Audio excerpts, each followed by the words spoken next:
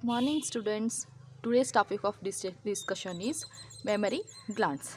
See here, they are paired modified sweat glands, we call it as sweat glands, that produce, secrete, and eject milk and are characteristics of all female mammals, isn't it? They are present in both sexes, male and female. The mammary glands are present, but in males they are rudimentary and non-functional. They are rudimentary and non-functional unless their growth. Mammary glands are regulated by the endocrine system. We already know that endocrine system is mainly regulate the mammary glands, and they become functional in response to the hormonal changes associated with pregnancy and childbirth. Mammary milk secretions mainly occur when pregnancy or childbirth happens. When child comes to a nursing, the milk secretion occurs. Then comes to the how endocrine system are involved in milk secretion. Brain, inside the brain, master gland is hypothalamus. Hypothalamus leads to anterior pituitary and posterior pituitary. Anterior pituitary secrete one hormone, prolactin, helpful for milk secretion, and posterior pituitary releasing one hormone, oxytocin, it may helpful for milk ejection. Before we going to the mechanism, just we understand the overview of mammary gland. Here pair of mammary glands are present in females. See here, these are called as ribs. In between the ribs we have to see muscles. This is attaches to the skeletal system. Inside that we have to see pectoralis major muscle. This is act as a barrier between mammary gland and the skeletal system. It's helpful for attachment of the mammary gland to the muscles or skeletal system. This is the major muscle. See here, we have to see many more lobes. How many lobes are present in one mammary gland?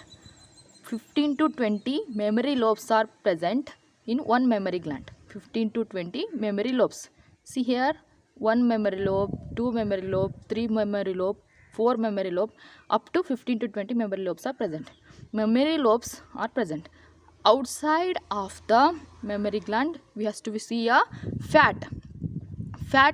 What is the main function of fat? It protection from injury. External injury in the protection ಕೊಡೋದಕ್ಕೆ ಏನು ಬೇಕು? Fat ಬೇಕು. Fat deposition occurs inside the mammary glands. This lobes leads to lobules. Numerous lobules are present. Here we fill with blue color, these are called it as lobules. Numerous lobules are present inside the lobe, isn't it? This is the lobe. Inside the lobe, numerous blue color lobules, these are present. Lobules leads to mammary alveolus. Mammary alveolus helpful for milk secretion.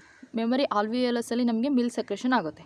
Mammary alveolus ಅಲ್ಲಿ milk secretion ಆಗಿರೋದು mammary tubules ಗೆ ಹೋಗುತ್ತೆ. Tubules ಇಂದ mammary duct ಹೋಗುತ್ತೆ. Mammary duct ಇಂದ ampulla.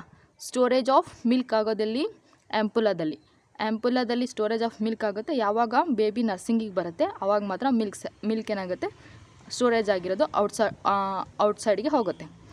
ಇಲ್ಲೇನಾಗುತ್ತೆ ಆ್ಯಂಪುಲಾ. Next ಏನಾಗುತ್ತೆ ಲ್ಯಾಕ್ಟಿಫರಸ್ ಡಕ್ಟಿಗೆ ಹೋಗುತ್ತೆ. ಲ್ಯಾಕ್ಟಿಫರಸ್ ಡಕ್ಟಿಂದ through ನಿಪ್ಪಲ್ಲಿ ಹೋಗುತ್ತೆ.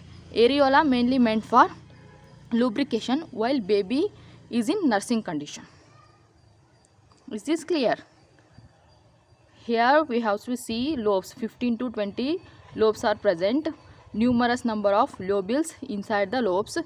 Lobules leads to mammary alveola. Mammary alveolus ಅಲ್ಲಿ ಸೆಕ್ರೇಟ್ ಆಗಿರುವಂಥ ಮಿಲ್ಕು ಎಲ್ಲಿಂದ ಯಾವ ಪಾತ್ವೆಯಿಂದ ಹೋಗುತ್ತೆ? ಮೆಮರಿ ಟ್ಯೂಬಲ್ಸಿಗೆ ಹೋಗುತ್ತೆ. ಮೆಮರಿ ಟ್ಯೂಬಲ್ಸಿಂದ ಮೆಮರಿ ಡಕ್ಟಿಗೆ ಬರುತ್ತೆ, ಆ್ಯಂಪುಲಾಗಿ ಬರುತ್ತೆ, ಲ್ಯಾಕ್ಟಿಫರಸ್ ಡಕ್ಟ್ ಇರುತ್ತೆ. ಯಾವಾಗ ನರ್ಸಿಂಗ್ ಕಂಡೀಷನ್ ಬಂದಿರುತ್ತೆ ಆವಾಗ ನಿಪ್ಪಲಿಂದ ಬೇಬಿಗೆ ನರ್ಸಿಂಗಿಗೆ ಹೋಗುತ್ತೆ. ಈಗ ನಾನು ಒಂದು ಆಲ್ವಿಯೋಲಸಿಂದು ಇಲ್ಲೇನು ಸೆಕ್ರೆಟ್ ಮಾಡಿದೆಯಲ್ಲ, ಒಂದು ಆಲ್ವಿಯೋಲಸಿಂದು ಎನ್ಲಾರ್ಜ್ ವ್ಯೂನ ನೋಡ್ತಿದ್ದೀನಿ. ಆಲ್ವಿಯೋಲಸ್ ಔಟ್ಸೈಡ್ ಏನಿರುತ್ತಲ್ಲ ಇದು ಆರ್ಟರಿಯಲ್ ಬ್ಲಡ್ ಅಂತ ಕರಿತೀವಿ. ಆರ್ಟರೀಸ್ ಸರೌಂಡೆಡ್ ಆಗಿರ್ತವೆ. ವೇನ್ಸ್ ಮತ್ತು ಆರ್ಟರೀಸ್ ಸರೌಂಡ್ ಆಗಿರುತ್ತೆ. ಆರ್ಟರೀಸ್ ಏನಂತಂದರೆ ಟಿಶ್ಯೂ ಮತ್ತು ಸೆಲ್ಸಿಗೆ ಬ್ಲಡ್ ಏನು ಬೇಕಲ್ಲ ಅದನ್ನ ಸಪ್ಲೈ ಮಾಡೋದಕ್ಕೆ ನಮಗೆ ಆರ್ಟರೀಸ್ ಬೇಕು. ಆರ್ಟರೀಸ್ ಏನು ಮಾಡುತ್ತೆ ಅಂತಂದರೆ ಬ್ಲಡ್ನ ಸಪ್ಲೈ ಮಾಡುತ್ತೆ. ಏನಾಗುತ್ತೆ ಇಲ್ಲಿ ಹೈಪೋಥಾಲಮಸಲ್ಲಿ ಆ್ಯಂಟೀರಿಯರ್ ಪಿಟ್ಯುಟರಿ ವೈಲ್ ಪಾರ್ಚುರೇಷನ್ ಆದಮೇಲೆ ಹೈಪೋಥಾಲಮಸಲ್ಲಿ ಆ್ಯಂಟೀರಿಯರ್ ಪಿಟ್ಯುಟರಿ ಅನ್ನೋದು ಏನು ಪ್ರೊಡ್ಯೂಸ್ ಮಾಡುತ್ತೆ, ಪ್ರೋಲ್ಯಾಕ್ಟಿನ್ ಹಾರ್ಮೋನ್ನ ಪ್ರೊಡ್ಯೂಸ್ ಮಾಡುತ್ತೆ. It's a growth hormone. It helpful for breast tissue development. Milk secretion ಆಗಬೇಕು ಅಂದರೆ ಪ್ರೋಲ್ಯಾಕ್ಟಿನ್ ಬೇಕು. ಈ ಪ್ರೋಲ್ಯಾಕ್ಟಿನ್ನು ಆರ್ಟರಿಯಲ್ ಬ್ಲಡ್ಡಲ್ಲಿ ರಿಲೀಸ್ ಆಗುತ್ತೆ. ರಿಲೀಸ್ ಆಗೋದ್ರಿಂದ ಬ್ಲಡ್ಡಿಗೆ ಬರುತ್ತಲ್ವಾ, ಈ ಬ್ಲಡ್ಡಿಗೆ ಬಂದಾಗ ಏನಾಗುತ್ತೆ ಅಂತಂದರೆ ಬ್ಲಡ್ಡಲ್ಲಂತೂ ಪ್ರೋಟೀನ್ಸು, ಶುಗರ್ಸು, ವಿಟಮಿನ್ಸ್, ಮಿನರಲ್ಸ್ ಎಲ್ಲ ಇರ್ತವೆ. ಆ ಬ್ಲಡ್ಡಲ್ಲಿರುವಂಥ ಪ್ರೋಟೀನ್, ಶುಗರ್ಸ್ನ ಯುಟಿಲೈಸ್ ಮಾಡಿಕೊಂಡು ಮಿಲ್ಕ್ ಸೆಕ್ರೇಷನ್ ಆಗುತ್ತೆ. ಆ ಮಿಲ್ಕ್ ಸೆಕ್ರೇಷನ್ ಆಗಿರೋದು ಲುಮೆನ್ ಆಫ್ ದ ಆಲ್ವಿಯೋಲಸಲ್ಲಿ ಇರುತ್ತೆ. ಲುಮೆನಲ್ಲಿರುವಂಥ ಮಿಲ್ಕು ಏನಾಗುತ್ತೆ ಅಂತಂದರೆ ಹೊರಗೆ ಬರಬೇಕು, ಆದರೆ ಹೊರಗೆ ಬರೋಕ್ಕಾಗೋದಿಲ್ಲ. ಯಾಕೆ ಅಂತಂದರೆ ಪ್ರೋಲ್ಯಾಕ್ಟಿನ್ ಫಂಕ್ಷನ್ ಮಿಲ್ಕ್ ಸೆಕ್ರೇಷನ್ ಮಾತ್ರ, not a milk ejection. Milk ejection ಯಾವ್ದು ಮಾಡಬೇಕು, ಪೋಸ್ಟೀರಿಯರ್ ಪಿಟ್ಯುಟರಿಯಲ್ಲಿ ಆಕ್ಸಿಟೋಸಿನ್ ರಿಲೀಸ್ ಆಗುತ್ತೆ. ಆಕ್ಸಿಟೋಸಿನ್ ರಿಲೀಸ್ ಆಗೋದ್ರಿಂದ ಮಿಲ್ಕ್ ಎಜೆಕ್ಷನ್ ಆಗುತ್ತೆ. Oxytocin stimulate the myoepithelial cells. ಈಗೇನು ಬ್ಲ್ಯಾಕ್ ಕಲರ್ ಸ್ಪಾಟ್ ಇಟ್ಟಿದ್ದೀನಲ್ಲ, ಇವೆಲ್ಲ myoepithelial cells. Myoepithelial cells ಏನು ಮಾಡ್ತವೆ ಅಂತಂದರೆ contract smooth muscles like alveoli to squeeze newly produced milk. Milk ಎಲ್ಲಿ ಪ್ರೊಡ್ಯೂಸ್ ಆಗಿದೆ, ಲುಮೆನಲ್ಲಿ ಪ್ರೊಡ್ಯೂಸ್ ಆಗಿದೆ. ಅದನ್ನು ಸ್ಕ್ವೀಸ್ ಮಾಡಬೇಕು ಅಂತಂದರೆ ಆಕ್ಸಿಟೋಸಿನ್ನು ಸ್ಟಿಮ್ಯುಲೇಟ್ ಮಾಡಬೇಕು. ಯಾವುದನ್ನ, ಮಯೋ ಎಪಿಥೇಲಿಯಲ್ ಸೆಲ್ಸ್ನ ಸ್ಟಿಮ್ಯುಲೇಟ್ ಮಾಡಿ ಆದಮೇಲೆ ಆಲ್ವಿಯೋಲಸ್ ಏನು ಮಾಡುತ್ತೆ ಅಂತಂದರೆ ಲೀಡ್ಸ್ ಟು ಮೆಮರಿ ಟ್ಯೂಬಲ್ಸ್. ಮಿಲ್ಕ್ ಇಲ್ಲಿಂದ ಮೆಮರಿ ಟ್ಯೂಬಲ್ಸಿಗೆ ಬರುತ್ತೆ. ಮೆಮರಿ ಟ್ಯೂಬಲ್ಸಿಂದ ಮೆಮರಿ ಡಕ್ಟಿಗೆ ಹೋಗುತ್ತೆ. ಮೆಮರಿ ಡಕ್ಟಿಂದ ಏನಾಗುತ್ತೆ ಅಂತಂದರೆ ಲ್ಯಾಕ್ಟಿಫರಸ್ ಡಕ್ಟಿಗೆ ಹೋಗಿ ಅಲ್ಲಿಂದ ಬೇಬಿ ನರ್ಸಿಂಗ್ಗೆ ಹೋಗುತ್ತೆ. ಇದಿಷ್ಟು ಅರ್ಥ ಆಯಿತು.